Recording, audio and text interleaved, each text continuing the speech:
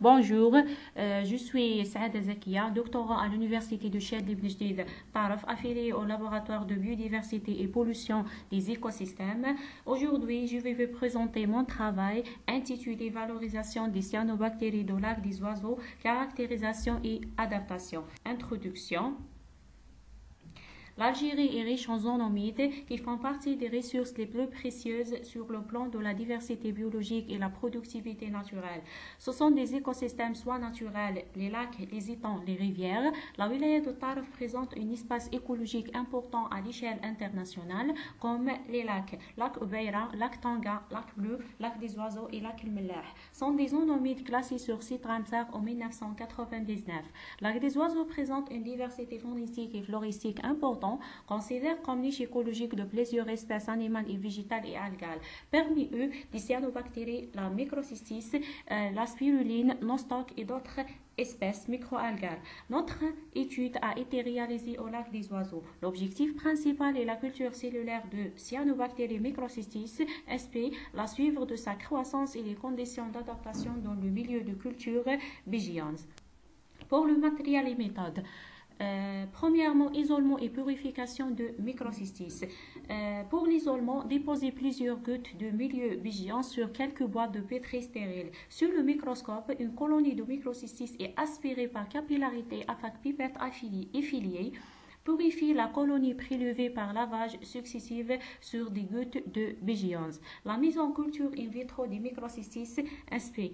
Donne les tubes à essai. Versez 1 ml de milieu vigilance filtré dans des tubes à essai stériles. Déposez dans chacun des tubes 3 colonies purifiées de microcystis. Préparez des autres tubes à essai contenant chacun 1 ml de milieu vigilance et 6 colonies purifiées de microcystis. Fermez immédiatement les tubes. Suivez la prolifération de microcystis et toutes les manipulations se fait au voisinage de bec benzène pour éviter toute contamination. Résultats et discussions. Après le 3e jour de culture, les colonies de microcystis atteignent la croissance exponentielle dans la durée de 25 jours. Voilà le schéma représenté, la courbe de croissance de culture de microcystis. Concentration des cellules par millilitre.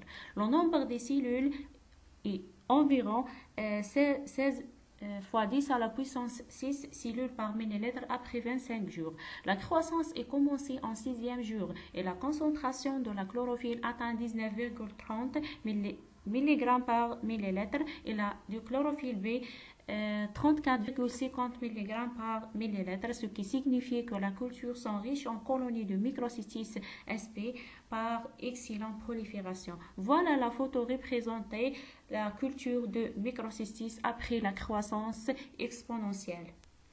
Pour la conclusion, la microcystis est une espèce de cyanobactérie très abondante dans les différents lacs de la wilaya de Taraf, formée des proliférations nocives sur la faune et la flore aquatique par la libération des microcystines provoquant des perturbations au cours du système aquatique. Donc, l'étude de cette espèce pour découvrir ses caractérisations et les méthodes de valorisation. Merci pour votre attention.